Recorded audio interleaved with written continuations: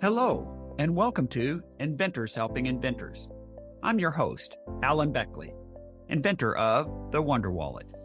If you're an inventor searching for proven ways to make money with your invention, if you dream to see your product selling in stores everywhere, you've come to the right place. There's no better place to get help than from experts, inventors who've already achieved success. Every week, I interview successful inventors, asking them the questions you want to know. Tune in to learn from the experts so you can get your invention out of the tank and into the bank. It was an advantage, I think, to start young in the business, because one of the things I figured out when you're behind a push mower for an hour, you do a lot of thinking. And you do that a lot of times every day, and your mind is just racing constantly. At least mine always was and always has been. So some of my best thinking is when I'm pushing a lawnmower. I still mow my own lawn. What if you could reclaim 20 hours per week that you're currently losing to tedious research, software wrestling, and endless Google searches? I'm launching a completely new workshop for inventors to help you do just that. How to use AI as your powerful, free employee. This founding member program happens soon, Tuesday, June 24th, and enrollment is limited to only 15 inventors. So once the class is full, enrollment will be closed. But I wanted to give you the chance to join us in this workshop that's happening very soon. All the details are at www.alanbeckley.com/AI. Catchy name, huh? Join the workshop, and here is what you'll master. AI research mastery. Get precise answers in seconds instead of hours of Google or YouTube hunting. Instant problem solving. Let AI troubleshoot your software and app challenges. Creative amplification. Use AI to enhance your inventing process, not replace it. And finally, time freedom. Reclaim your most valuable resource, time for actually creating. Here are all the details. When? Tuesday, June 24th at 7 p.m. Eastern Time. Your investment? Only $97. Far below what this will cost later. Exclusive access, a maximum of only 15 inventors. Bonus, attend the workshop live and you'll get 1 hour of one-on-one coaching from me for free. I want to stress, this is a $150 value you get for free just for attending the workshop. Register now. Just go to alanbeckley.com/AI while space is still available. Ready to have some fun? Learn how to put AI to work to save you tons of time and lots of money. Don't wait until the class is full. Join us now. alanbeckley.com/AI. I look forward to meeting you on Tuesday, June 24th. Welcome to episode number 520. Today, I interview Bob Hawkinson. Bob Hawkinson grew up in a middle-class family in North Florida. After one semester at community college, he decided that college wasn't for him. At 18, he chose to bicycle across the U.S. He's been self-employed since age 19 as a self-described entrepreneur, since he owns a commercial landscaping business and a nursery. During his 43 years in his commercial landscaping business, he saw tremendous waste in the thousands of plastic mulch bags that his business discarded. He regretted that all this plastic was going into landfills and was polluting the environment. He discovered that 3 billion plastic mulch bags that are discarded annually equal to over 108 billion plastic grocery bags polluting the environment. So he decided to do something about it. He invented fresh mulch, a soil and marine biodegradable bag for mulch. It took a great deal of hard work and research to create a material that was both durable but also biodegradable. Today, gardeners and contractors love that fresh mulch bags can be opened and set into flower beds with the mulch on top of the bags. The bags biodegrade over time and prevent weeds from growing through. He's run an inventors group in North Florida and has written a book, The Joy of Diabetes, to help others like him to effectively manage living with type 1 diabetes. His service dog, Dixie, is his constant companion. Today, he's blessed with 5 children, and he and his wife live in North Florida. He's doing his part with fresh mulch to reduce the tsunami of plastic waste that is polluting our environment and our bodies with invasive micro and nanoplastics. You'll want to listen to this entire interview where Bob shares how fresh mulch saves consumers and contractors time and labor, since it is installed easily and blocks the growth of weeds in the garden. Also, how he learned that plastic mulch bags pollute the earth more than the 92 billion discarded single-use plastic grocery bags each year. And finally, how he's developing an improved string for weed eaters to replace typical plastic strings that discard more than 11,000 microplastic particles per minute. Now let's get right to our interview with Bob Hawkinson. Bob Hawkinson, it's a pleasure to have you on the podcast with us today. Thank you, Alan. I appreciate it. It's always good to be on a place where people talk about inventing and working with inventors. I so agree with that. So to kick off, Bob, I'd like to ask, could you share a little bit about your background with our listeners? Where did you grow up and where did you go to school and what did you do before you became an inventor? Could you share that with us? Yeah, sure. So I grew up in North Florida near Jacksonville, and I'm about 62 now. I was a middle class family, and nobody really in my family invented anything. My dad worked on a lot of things as an electrician and was always fixing everything in the house and around the yard. And so I would work with him on that and involved in all those sort of things growing up. My brother went to Yale, my sister went to Vanderbilt. I went to junior college for about one semester and said, nope, not me. My background has been just the school of hard knocks. I've been self-employed since I was 19. I'm 62 now, still on the same commercial landscape management company. Do fertilization, pest control, maintenance, installations, all those different things. I, in my free time, opened a nursery here just because I didn't have anything else to do. So instead of working 5 12-hour days a week, now it's 6 12-hour days a week. So that's my background is I'm tired. It sounds like you have a lot on your plate and you made several points I'd just like to highlight for our listeners because I've done 500 of these interviews plus, and I begin to see some trends. And that is for inventors in their youth, they are influenced by their family environment, et cetera. And the fact that your dad was an electrician and you got to be involved in that and you really got involved with problem solving. And that seems to really spur the inventive gene, if you will. And almost everybody that I've had on the podcast as an inventor, something in their youth got them to thinking a little differently because truly inventors don't think like the average person, I would say. Also, I like the way you highlighted that your brother and sister, I guess, went to university, to Yale and Vanderbilt, and you tried a little bit of community college. You said, that's not my gig.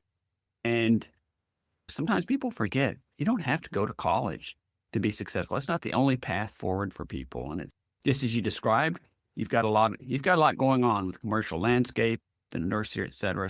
You have a busy life. And then within all that, you're also an inventor. Absolutely. It was an advantage, I think, to start young in the business because one of the things I figured out when you're behind a push mower for an hour, you do a lot of thinking. And you do that a lot of times every day, and your mind is just racing constantly. At least mine always was and always has been. So some of my best thinking is when I'm pushing a lawnmower. I still mow my own lawn, even though I have a lot of crews. A lot of people could do it for me. It keeps me grounded and it keeps me thinking. Interestingly enough, I don't have a huge lot around my house, but I do that myself and I find that as well. I'd like to ask you, can you briefly share with our listeners what you might think of as the aha moment, the event that happened that caused you to invent your solution to plastic mulch bag environmental pollution, your product, Fresh Mulch. Could you share that with our listeners? Sure. The biggest thing that would happen when we do these jobs, and we realize ultimately that bag mulch is faster to install than bulk mulch. The problem we ran into is you might wind up with 1,000 mulch bags at the end of the job. So you're looking at this thinking, man, can we do with these? I try and figure out, can we recycle them? Nope. Can you reuse them? No, because they're going to break up and become 10 zillion microplastics in your lawn, in your beds. So people a lot of times will say, hey, I use my mulch bag. I'm like, stop. It's like the worst thing you could do. So I said, I'd like to use the mulch bag, but why don't I make it biodegrade? And then that started about a 15-year quest to find a biodegradable material. And ultimately, we had to develop one, and we got a patent on it, I guess, a year ago or so, and just got another update to that patent probably 6 or 8 months ago. So it's been a long journey of trying to figure it out. The advantage of all that too is it leveraged into a lot of other products that run into the agricultural industry. What I like to say is the material that we've developed and the things that we can do, we stop persistent plastic particulate pollution. And that's really what everybody's worried about when they're talking about microplastics and nanoplastics and those sort of things. It's an interesting topic. And I like the fact that the average person using a bag of mulch just in their yard or what have you, or two, they're just going to throw it away and they're not really going to give it much thought. But when you're running a business and you end up using bags of mulch and there's 1,000 of them, how can you not think, gee, that's an awful lot of waste and it's not recyclable? So it's a great aha moment. In other words, seeing a problem and saying there's got to be a solution. And you pointed to something that's a whole nother topic, but I'll just briefly touch on that. It's the whole issue of microplastics, because I've been reading a bit about that of late. And some of the microplastics are so small they can get through the brain-blood barrier. And I think some research has shown the average person has enough microplastics in their brain to equal the size of a spoon. Have you heard that? Oh my gosh. Yeah, it's every day you hear new things, and it's pretty staggering the amount of material that's out there. And it's not going to get any better. It's getting worse and worse, but there's so many things that spin off microplastics, like your tires. Those are all plastics. Those are all that tire crumb. Your dryer, your clothes dryer, it's basically almost aerosolizing, pumping all that stuff from, because all your clothes are basically plastic blends. It's pumping all that into the sky. So you get an area with 1,000 houses, they're just pumping it out of there. So there's a lot of things that, other than just packaging, but packaging is a substantial part of the microplastic and nanoplastic issue for sure. And one more note on that, but I may not succeed in this, but I'm hoping to get the inventor of something called Time Plast onto the podcast. They're seeking venture funding capital right now. And it's literally that. It's a special type of plastic that has a ticking clock. And within whatever the time frame is, 2 weeks, could be even 6 months, the plastic will degrade where it actually can completely dissolve within water, which seems like an incredibly good idea. Yeah, so I would have to see the material itself, but so that's mostly those are considered solubles. And so they're not necessarily biodegrading, they're dissolving. Yeah. So those, not necessarily that the plastic goes away, it dissolves, but I don't know enough about their product. So one of the things we can do is we can time our material. So we can change a bunch of things in the formulations to make it die faster or slower. And the advantage that we have is that we're, bore everybody to tears here, but it matters. We're tested to ASTM D5988 soil biodegradable and D6691 marine biodegradable. That means that we have tested in a lab to be completely consumed, or over 91%, by microbial activity. So there's a lot of new things on the horizon that all comes down to what is the claims and what is the testing methodology and time that goes behind that. That's what you have to do to find out what is the reality of that material. I don't know anything about their material, so I really can't speak to it. And it's such a great topic. And let's just dive into the detail of what you were just pointing to just a bit more.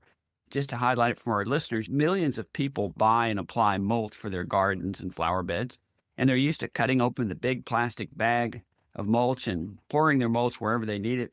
they don't really think about it when they discard the plastic bag. Can you describe how your fresh mulch system works entirely different? Especially it gives the gardeners their mulch without the plastic bag waste, but it also blocks weeds. And as you just mentioned, the bag itself biodegrades. Could you step through that and share, like a consumer using your mulch system, how what they do would be perhaps a little different than what people normally do?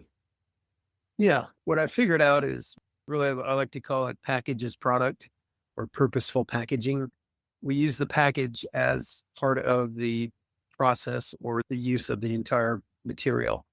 So with our product, you're going to open the bag. We have a perforation system that peels out flat. You just spread the material over the bag. Then you overlap to another bag. And so you're putting down this layer of material that's going to biodegrade. And there's a lot of things you got to figure out on biodegradable plastics.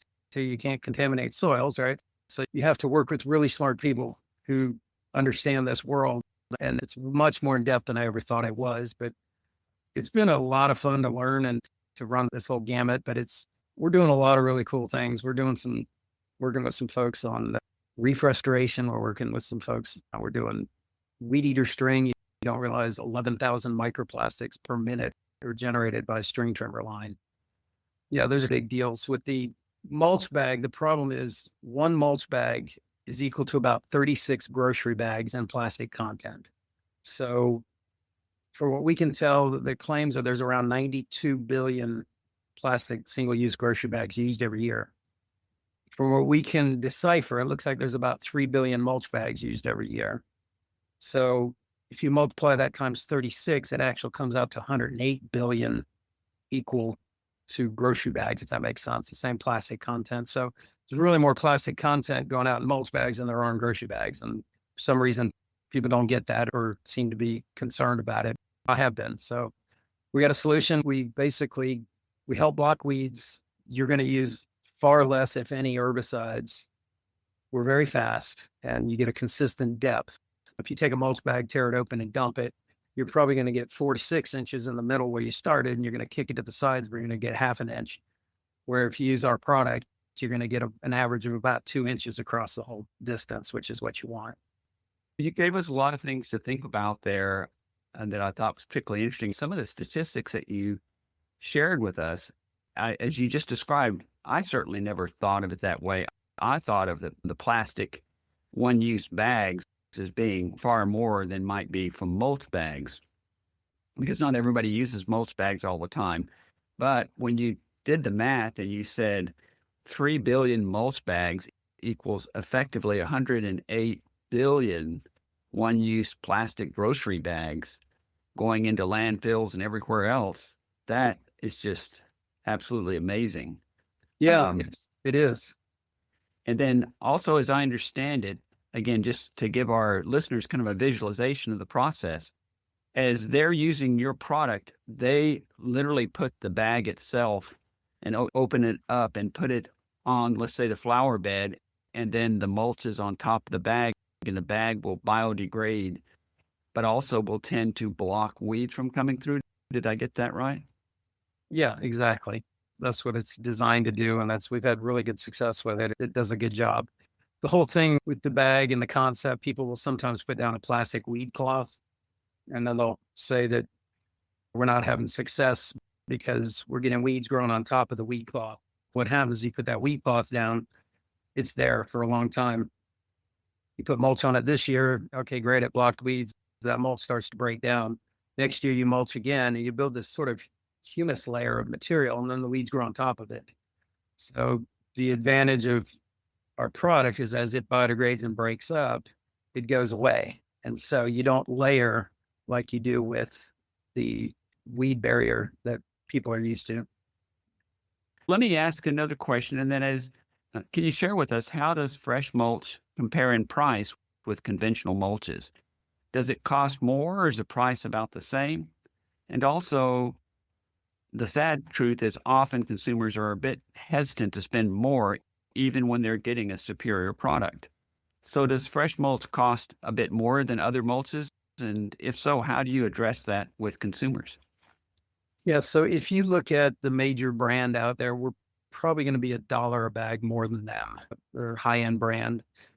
The difference being that plastic material we are using is very expensive to develop and to use, and the material itself costs more than standard poly. That's why everybody uses the standard materials, because they're dirt cheap, right? The advantage we bring is, okay, now you're not having the herbicide problem. And then you go back to, what's your time worth, right? So do you have to go weed your beds this weekend and next weekend, or can you play golf?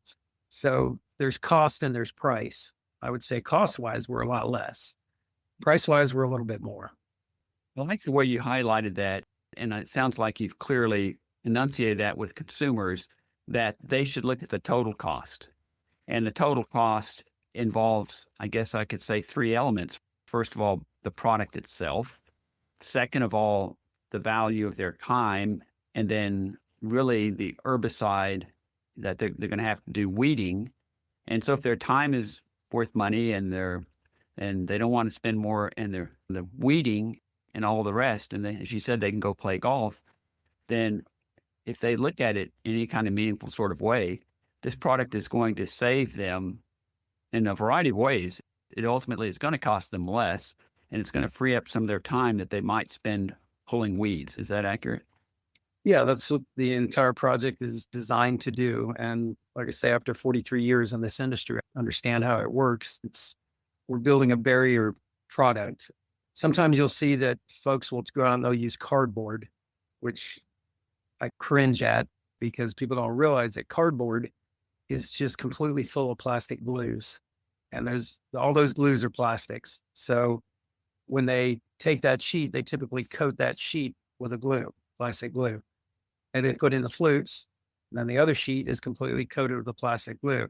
Sometimes there's a coating on the outside of the cardboard too. So you're not real sure what that is, but you're putting it into your landscape beds. So now you thought you were doing the right thing, but you just introduced a ton of nano and microplastics. So it's a weird world that once you start to understand it, it's really figure out the right solution. I'm a pragmatic inventor. I'm a pragmatic guy. Am I a tree hugger? No. Am I very environmentally focused? Absolutely. I'm in the green industry. I live and love and work in Mother Nature. So I'm very pragmatic about trying to come up with what's the best solution. And so we believe that this is the better solution than anything we've seen out there. I want to also point to something that every inventor faces, and that is challenges in developing and marketing their inventions. So when you look at your product and your journey thus far, what would you say has been your biggest challenge with fresh mulch? And also, how did you overcome it? Oh, it's been cake. This has been easy. Okay, I'm lying. This has been, it has been a journey for sure. So I started out with paper bags and wound up starting to use coatings, trying to do tests and things like that. And wound up working with a chemist who's just amazing. And when we looked at the coatings that I was being instructed to use, turns out they were PFAS. I'm like, all right, we're done. We ain't testing that no more. But that was way back before anybody was even looking at PFAS. So it's this weird little world you run in where you have to have intelligent people who know things, if that makes sense. You got to have good mentors and people to work with. The hardest thing is trying to figure out developing the material and then getting it to actually work in the process. Because when you go fill a mulch bag, it's a very violent process. That bag hangs down below that machine and all of a sudden, boom, it drops 1.5 feet of cubic material into that bag with sticks and sharp edges and those sort of things. So you can't blow the bag out. Then that bag has to survive through the retail process. Then it has to survive till you get it home. And then you open it up and use it. And you have to kill it in the bed within a season. So it's been this wide extreme of trying to develop a really strong biodegradable material. And that's why we got a patent. We have a very strong, very ductile, very flexible in use for this material. We can do 3D filament with it. We can mold with it. We can injection mold with it. We can thermoform.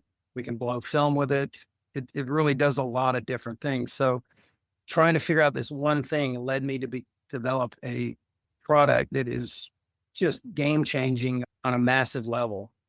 Agricultural film. I don't know if you know this, but those people will typically go out and they'll put the plastic down, and it could stay down from anywhere from 3 months to 3 years.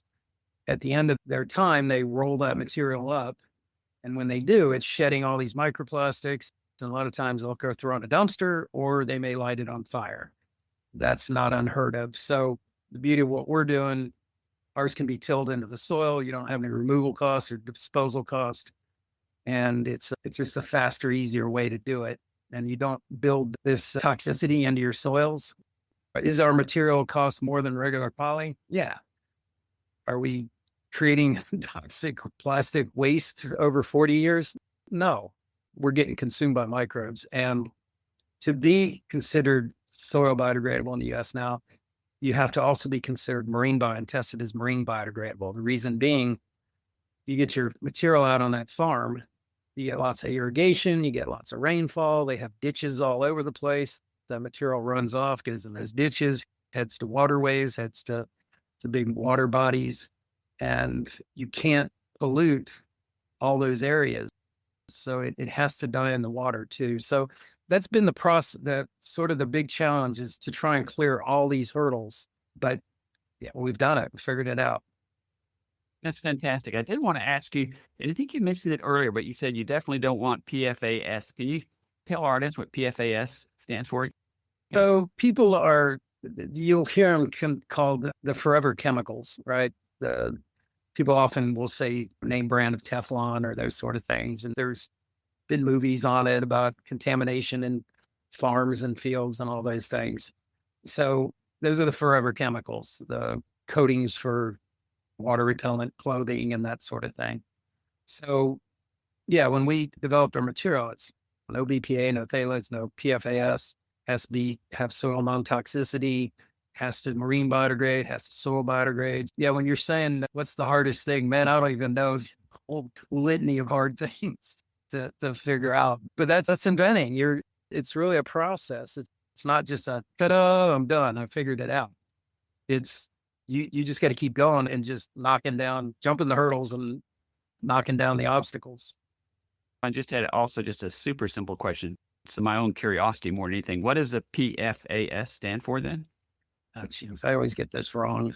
I just always call them the forever chemicals. Okay, That's the good thing. You got to learn a whole new language. that's for sure. That chemistry class that I didn't necessarily love in high school, I would love to revisit that because I'm in the world of chemistry now. It's pretty interesting. Bob, as we roll towards a close, are there any parting words you'd like to leave us with? I ran an inventors group here in town for a really long time also.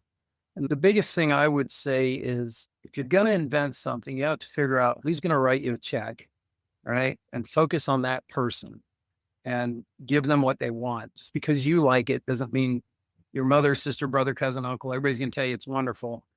What does the market say? And who is going to actually buy that product? So I would always tell inventors, I'd always say, what do you want to be when you grow up? Are you going to try and make it yourself? Are you going to license it? You're going to sell the patent? What are you going to do? So it's a business and you have to decide what kind of business do you want to be in? And does the market want or is willing to financially support your business? So those are all hard things to figure out, but you really have to focus on them rather than just bright eyes and, oh my gosh, this is amazing. It's going to be the best. You have to prove it. That's the hard part, is figuring all that out. Yeah, I think you make a great point. And it's something that I like to bring up with inventors and my different training and groups and everything. And I said, the inventor must think of the user experience in using the product. And sometimes Yes. inventors don't think about that. So you could have the greatest mulch bags like you talked about, but if they were difficult for people to try to open and use, that'd be a bad user experience, and you probably only ever sell one. If it's easy to do, they don't really have to think too much about it. They put it in place and say, wow, this works great. It's easy and it biodegrades. Wonderful. That's a great Yeah, end user experience. exactly. By the way, it's polyfluoroalkyl. That's what your There we PFA. go. Yeah. All right. I Can't like blame to know so. these things. Yeah, it's been a very interesting process and we're pretty excited. We're doing pots that can be buried that will biodegrade. They open up and we're we're making really good headway on that. Like I said, the string timberline's coming. The ag film will be soon. We've blown the film for the mulch bags, and we're going to start filling and selling those out of here to begin with. And then that'll be a way to understand and figure out any tweaks that we need to do. But we're in process on a lot of things. And I would say as an inventor, it comes down to discernment of the market, discernment of how do you want to spend your time? Because if you're going to do this, you're going to spend a lot of hours for a lot of years figuring it out. And it takes tenacity, and it takes able to discern a lot of things. And you're going to make some screw ups. This whole process, I've done things where I look back and I go, man, I probably wouldn't have done it that way again if I had to do it. But you don't know that till you do it. So true. I would just say, if you're totally in love with it, you think it's the right thing, then go start pursuing it and start asking for feedback from others. Maybe not always your friends, maybe not always your family, but somebody who's going to tell you the truth. That's what you need. So, Bob, my last question for you then is, how can our listeners reach you if they have other questions or would like to purchase from you? Yeah, we're going to be probably in the next few weeks starting on a smaller scale here in North Florida. You could email me at bob@recede, RECEDE.com. Our website, we've got a couple websites. It's Weed Recede, WEED, RECEDE.com, weedrecede.com. And if you're interested in the plastics or other uses that maybe you're thinking you might want to, my goal is to license. So we're very willing to work with multiple people on multiple applications, but that is Recede, RECEDE, bioplastics.com. So weedrecede.com and resedebioplastics.com are your best way to get in touch with us. Fantastic. And just repeat that back real quick. Like, your email is bob@recede.com, RECEDE.com. .green. Bob@recede.green. Color green. .com. Oh my gosh. Bob@recede.green. Very important. So they'll go to the right place. And then is the website weedrecede.com or .green? So that's weedrecede.com and resedebioplastics.com. Perfect. All right. Thanks. I always like to kind of repeat that back so our listeners make sure they get it and can know how to get a hold of you. I just want to thank you so much, Bob, for being on the podcast with us today and sharing your inventor's journey and this amazing product that you've put together to hopefully help reduce microplastics in the ecosystem and many other things. And I'd like to reserve the opportunity to follow up with you another 6 months or a year and see what you've got going on at that time. So thanks for being on the podcast with us. My pleasure. Thank you for your time and your interest. And I'd be glad to keep you posted of what's going on. Thank you. Thanks so much for tuning in to Inventors Helping Inventors. If you like the show, please tell your friends about it. Make sure to subscribe in iTunes or wherever you get your podcasts so you won't miss a single episode. Talk to you soon.